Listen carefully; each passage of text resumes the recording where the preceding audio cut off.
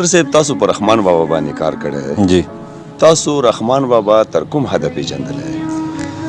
دا ډېر ښه سوال تاسو وکړو. رحمان بابا چې دی نو دا سمندر دی او هغه په خپله یو مصره کې وایي په خوردن سره ندی کمیږي نه.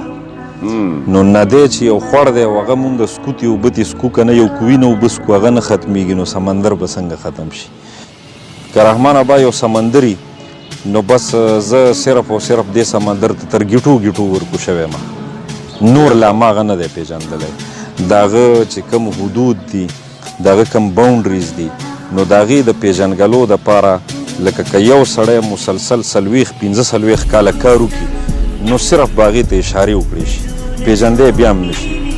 دا به یو ارتقایي سفر وي یو تسلسل به وي چې څنګه زموږ نه مخکینو مشرانو په دې باندې کار کړی دی او مونږ هغه زنځیر کې د تسلسل کړی یو نو داسې به ځینې انشاءالله نور خلک راځي نو دا تسلسل به بحالي نو بیا به یو زمانه راځي چې د رحمان بابا د تعلیماتو د هغه د افکارو د هغه د فن د هغې پوره انکشاف او ادراک دا به چې کوم دی ممکن شي. نو کوشش شوی دی او حق تو یہ ہے کہ حق ادا نہ ہو.